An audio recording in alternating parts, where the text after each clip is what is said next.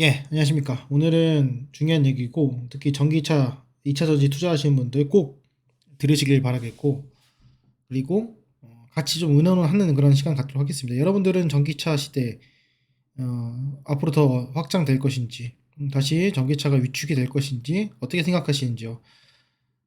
제가 생각했을 때 여러 가지 정리를 해봤는데, 빠르게 좀 살펴보도록 하겠습니다. 뭐, 예전의 데이터들은 다 빼놓고, 우리가 팩트만 좀 보면서 이야기를 해보도록 하겠습니다. 결과적으로 이제 전기차를 투자를 해야 되냐, 말아야 되냐, 그리고 이제 소재 관련주들, 2차 전지 관련주들을 투자해야 되냐라는 관점에서 좀 봤어요. 첫 번째로 이제 2차 전지를 포함한 그 전기차가 충전소가 이제 부족하죠. 이거는 팩트입니다. 첫 번째. 이게 팩트고요.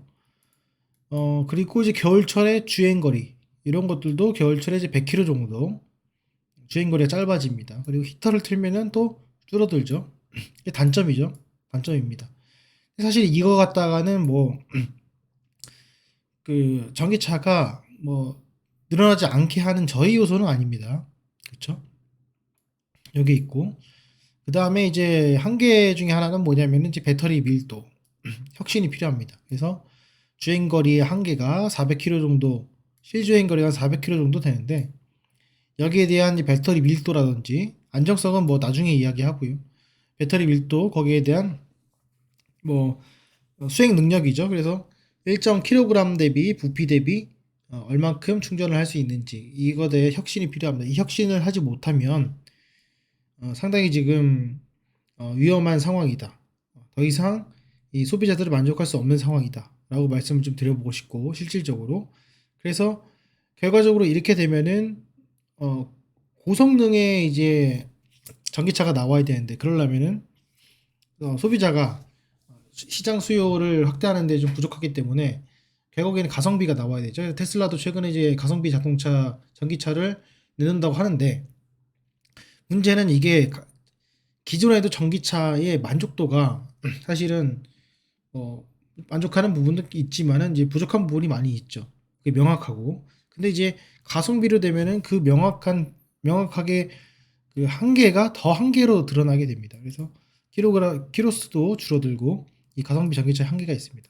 근데 이런 것들도 뭐 그럴 수 있다 칩시다. 그런데 최근에 이제 환경 규제 이슈로 인해서 특히 유럽 같은 경우에는 뭐 2030년도까지 뭐 2025년도까지 몇 프로씩 환경 규제를 하면서 전기차를 늘려나가겠다라고 하는 건데 뒤에서 좀 설명드리겠지만은 유럽은 전기차 시장의 일부만 차지를 합니다. 그게 많이 차지 않고 20%대 차지를 하고 있는데 이것도 지금 2030년도에서 5년 뭐 늘었죠. 그래서 지금 벤츠에서도 환경 친화적인 엔진도 개발하고 있고 점차 그런 것들을 연장을 하고 있습니다. 그래서 사실 규제라는 것이 명확하게 딱 규정을 해놓고 환경 규제뿐만 아니라 뭐 디젤차도 들어오지 말아야 되고 이에 따른 뭐 보조금 혜택 이런 것도 있어야 되는데 사실 지금까지의 그 어떤 그 점유율 전기차 점유율은 보조금이 상당히 컸고요.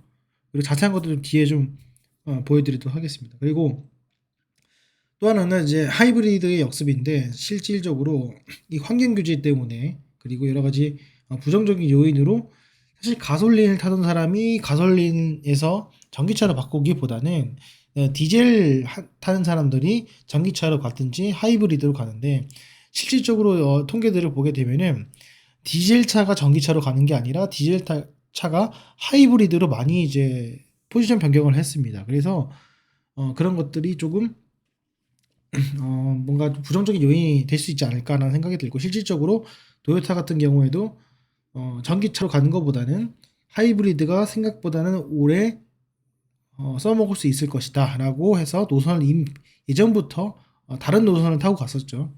그걸 좀 기억하시면 좋을 것 같고 또 하나는 혁신적인 소재가 없다라는 건 아까 제가 말씀드렸던 것처럼 배터리 성능과도 일맥상통한 건데 여기서 중요한 포인트는 뭐냐면은 예를 들어 가지고 반도체 같은 경우에는 라인을 싹 밀고 라인이 다시 들어오고 라인을 싹 밀고 다시 들어오고 그 투자한 만큼 돈이 뽑히고 이렇게 해서 계속적으로 산업이 어, 진행되면서 첨단 산업으로 계속해서 고집적화로 가게 되죠. 그런데 지금 이제 물론 초기 단계지만은 2차 전지, 특히 전기차 핵심이 2차 전지의 소재를 공급하는 회사가 우리가 알고 있는 뭔가의 첨단 물질이냐라고 했을 때 그건 아니라는 거예요. 기존적으로 우리가 갖고 있는 것들에 대한 현실적인 구현, 그리고 그거를 상용화할 수 있는 양산 기술이거든요. 그러니까 실제로 양산 기술이기 때문에 이게 뭔가 혁신적인 소재가 필요하지만은 그렇게 되려면 결국엔 뭐가 돼야 되냐면은 새로운 또 투자가 들어가야 되거든요. 그렇기 때문에 투자적인 관점에서는 이제 단가를 빼는 데 있어서 단가가 빼고 나면은 더 이상 혁신적인 소재가 없을 가능성이 상당히 크다라는 것이고요. 그거에 대한 반증이 뭐냐면은 지금 보여드리겠지만은 영업이익률, 가동률, 매출의 총이익률입니다. 그래서 이제 보시면은 왼쪽 보시는 뭐 다가 아니겠지만 2차전지 종목들이 있는데 이 종목들의 2020년도부터 2023년도까지의 영업이익률 말고 여기 보시면은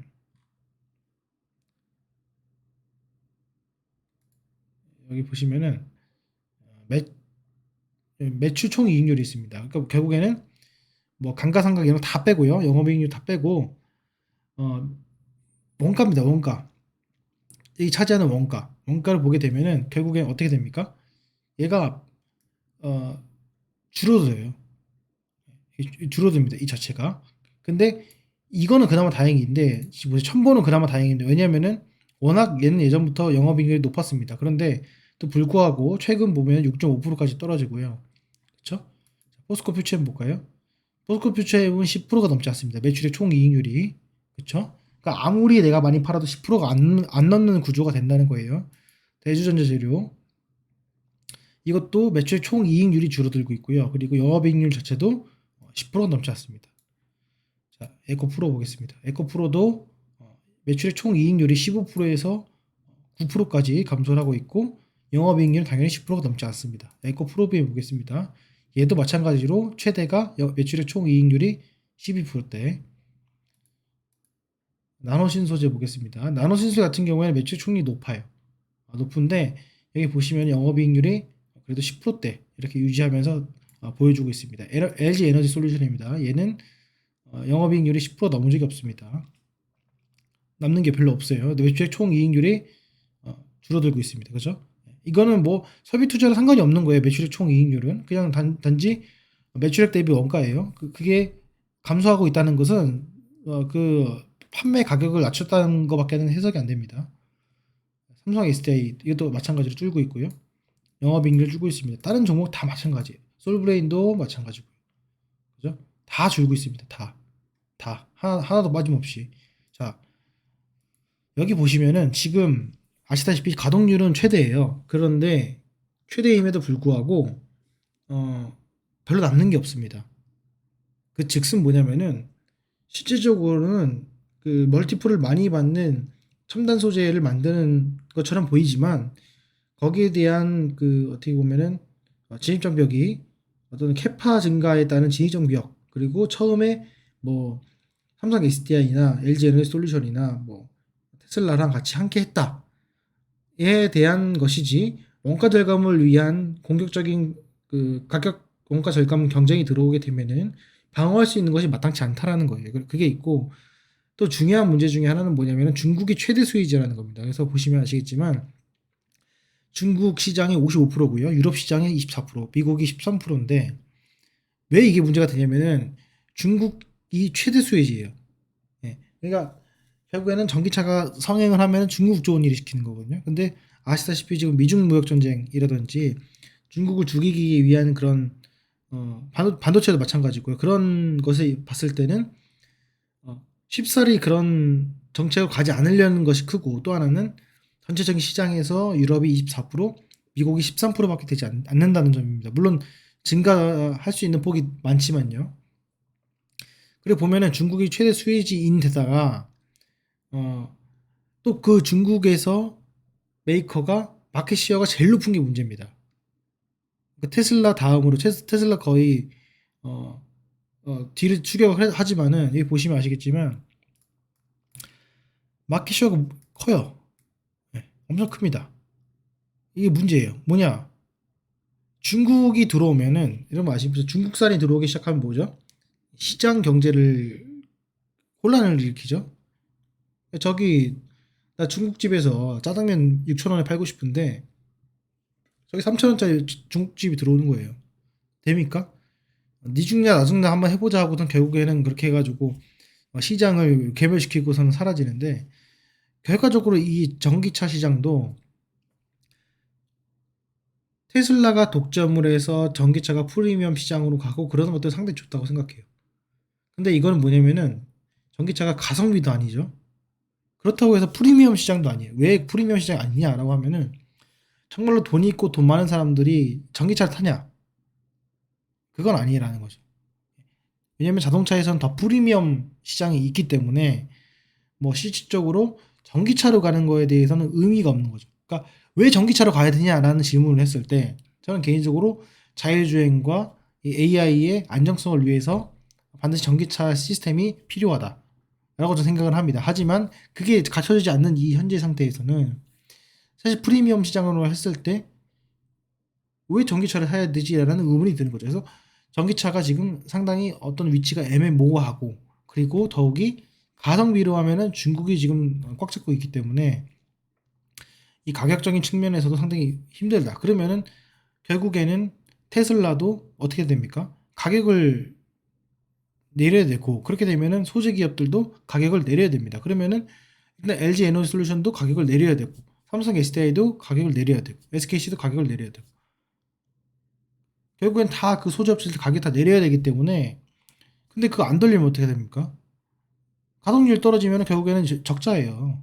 예, 지금 영업이익률, 뭐 매출액 총이익률 10%면요 적자입니다. 적자. 가동률 떨어지면. 그럼 그거 이제 어떻게 하죠? 결국에는 유중을 또 받아야 돼요. 그런 악순환이 충분히 생길 수 있는 현재의 위치다. 상당히 위험한 위치다라고 저는 말씀드리고 싶습니다. 그래서 지금 총 정리를 해보자면은 전체 자동차 시장의 총 18%, 올해 1,400만 대 예상을 하고 있습니다. 상반기 때 630만 대, 그리고 하반기까지 포함해가지고 1,400만 대, 총 점유율 18%예요. 18%가 많으면 많고 적으면 적지만은 이 중에서의 절반이 중국입니다. 그리고 그리고 전체 한 40%에 해당되는 것이 중국 기업의 전기차 기업이에요. 이렇게 정리를 해봤을 때 우리가 투자할 수 있는, 뭐 물론 테슬라도 할 수 있겠지만은 국내 시장에 투자할 수 있는 기업들을 봤을 때 과연 지금 전기차 시장을 투자했을 때 적합하냐 이거죠.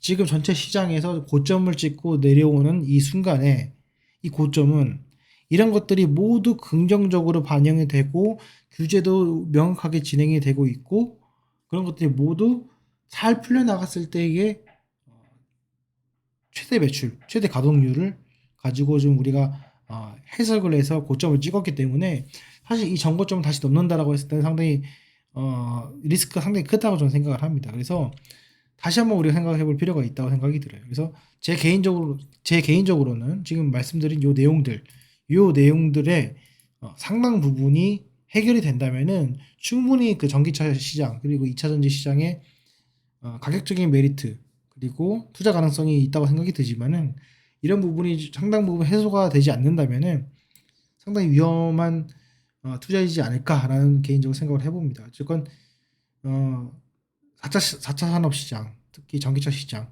2차 전지 시장에서 사실 이렇게 뭐 단기 순이익이나 이런 것도 아니고 매출액 총 이익률이 10%대밖에 안 되는 이런 산업은 사실상 그 경쟁이 심하고, 그리고 앞으로도 더 심해질 것이고, 그리고 진입장벽이 상당히 낮은 그런 산업이라 개인적으로 생각을 합니다. 그래서 이 점 여러분들이 좀 참조하셔가지고 이왕 투자하시는 거, 제가 말씀드린 것들을 피할 수 있는 그런 회사로 투자하신다면은 조금이나마 큰 도움이 되지 않을까 생각이 듭니다. 예. 도움이 되셨다면은 구독도 해주시고 좋아요도 눌러주시면 더욱더 감사할 것 같습니다. 예, 마치도록 하겠습니다. 감사합니다.